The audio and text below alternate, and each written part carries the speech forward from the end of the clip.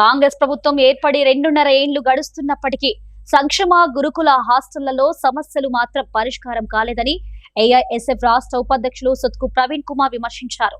విద్యార్థులకు కనీస మౌలిక వసతులు లేక తీవ్ర ఇబ్బందులు ఎదుర్కొంటున్నారన్నారు.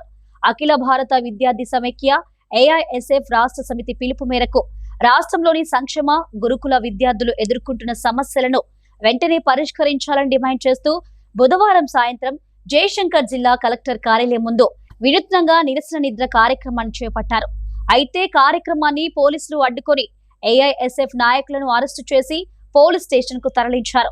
ఈ సందర్భంగా ఏఐఎస్ఎఫ్ రాష్ట్ర ఉపాధ్యక్షులు సొత్కు ప్రవీణ్ కుమార్ మాట్లాడుతూ గత సంవత్సరం రాష్ట్ర వ్యాప్తంగా పలు చోట్ల ఫుడ్ పాయిజన్ ఘటనలు జరిగి విద్యార్థులు మృతి చెందడం, వందలాది మంది అస్వస్థతకు గురై ఆసుపత్రుల పాలవడం బాధాకరమని పేర్కొన్నారు. ఈ విద్యా సంవత్సరంలో అలాంటి ఘటనలు పునరావృతం కాకుండా ప్రభుత్వం తక్షణ చర్యలు తీసుకోవాలని డిమాండ్ చేశారు. శిథిలావస్థలో కొనసాగుతున్న సంక్షేమ గురుకుల హాస్టళ్లకు వెంటనే సొంత భవనాలు నిర్మించాలని, విద్యార్థులకు నాణ్యమైన ఆహారం, పరిశుభ్రమైన త్రాగునీరు, మరుగుదొడ్లు, పడకలు, భద్రతతో కూడిన వసతి, తగిన సిబ్బందిని అందుబాటులో ఉంచాలని కోరారు. విద్యార్థుల ప్రాణాలతో చెలగాటం ఆడకుండా ప్రభుత్వం వెంటనే స్పందించి సంక్షేమ గురుకుల విద్యార్థుల సమస్యలను పరిష్కరించాలని, లేకుంటే రాష్ట్ర వ్యాప్తంగా ఉద్యమాన్ని మరింత ఉధృతం చేస్తామని హెచ్చరించారు.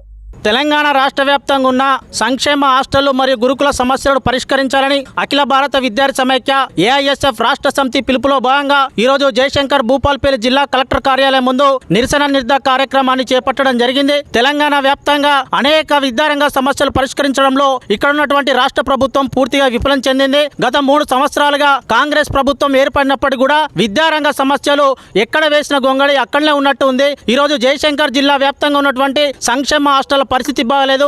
ముఖ్యంగా గురుకుల హాస్టళ్ల సమస్యలు చాలా తీవ్రతరంగా ఉన్నాయి. ఏ ఒక్క గురుకుల హాస్టల్ కూడా సొంత భవనం ఏర్పాటు చేయలేనటువంటి పరిస్థితి ఈ రోజు ఇక్కడ ఉన్నటువంటి శాసనసభ్యులదే. అదేవిధంగా అధికారుల నిర్లక్ష్యం. ఈ రోజు మేము సూటిగా ప్రశ్నిస్తున్నాం కాంగ్రెస్ ప్రభుత్వాన్ని. మీరు అధికారంలోకి వచ్చి 3 సంవత్సరాలు అవుతుంది కానీ ఇప్పటి వరకు ఈ రాష్ట్రంలో ఒక్క గురుకుల పాఠశాల సొంత భవనాన్ని ఏర్పాటు చేశారా? ఈ రోజు ఇంటిగ్రేట్ పాఠశాల ఓపెనింగ్ అని చెప్పేసి అనేక మాయమాటలు చెప్తున్నారు. ఆ ఇంటిగ్రేట్ పాఠశాల ఇంకెప్పుడు ప్రారంభమవుతుంది, ఇంకెప్పుడు విద్యార్థులు చదువుతారని చెప్పేసి ఈ రోజు సూటిగా ప్రశ్నిస్తున్నాం. ఈ రోజు గత సంవత్సరం చూసుకున్నట్లయితే సంక్షేమ హాస్టళ్లలో సుమారు 80 మంది విద్యార్థులు ఫుడ్ పాయిజన్ అయి చనిపోయినటువంటి పరిస్థితి. ఈ భూపాలపల్లి జిల్లాలో కూడా అనేక హాస్టల్లో కూడా ఫుడ్ పాయిజన్ అయి ఆసుపత్రుల పాలైనటువంటి పరిస్థితి.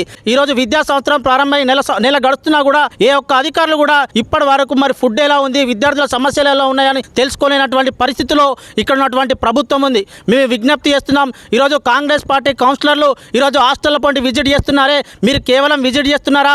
ఆ సమస్యలు అధికారుల దృష్టికి తీసుకెళ్తున్నారా? ప్రభుత్వమే మీది కదా, మరి ఆ సమస్యలు ఎందుకు పరిష్కారం కావట్లేదని చెప్పేసి నేను సూటిగా ప్రశ్నిస్తున్నా. ఇప్పటికైనా రాష్ట్ర ప్రభుత్వం, ముఖ్యంగా ఈ భూపాలపల్లి జిల్లా ఎమ్మెల్యే గారు హాస్టళ్ల సమస్యలు పరిష్కరించాలి. సంక్షేమ హాస్టళ్లకు సొంత భవనాలు ఏర్పాటు చేయాలి, మెరుగైన వసతులు కల్పించాలి, గురుకుల పాఠశాలకు సొంత భవనం ఏర్పాటయ్యే వరకు కూడా కృషి చేయాలని చెప్పేసి ఈరోజు ఏఐఎస్ఎఫ్గా డిమాండ్ చేస్తూ రాష్ట్ర వ్యాప్తంగా నిరసన నిర్ద కార్యక్రమాన్ని చేపట్టడం జరిగింది. దాంట్లో భాగంగా ఈరోజు భూపాలపల్లి జిల్లా కేంద్రంలో మరి సంక్షేమ హాస్టల్ విద్యార్థులతోటి ఏఐఎస్ఎఫ్ నాయకులతోటి ఈరోజు కలెక్టర్ కార్యాలయం ముందు మరి హాస్టల్ నిర్ద చేపడుతున్నాం. మరి వెంటనే సమస్యలు పరిష్కరించకపోతే ఇంకా పెద్ద ఎత్తున ఆందోళన పోరాటాలు చేయడానికి కూడా ఏఐఎస్ఎఫ్ వెనుకడదని ఈ సందర్భంగా అధికారులకు ప్రభుత్వానికి హెచ్చరిస్తున్నాం.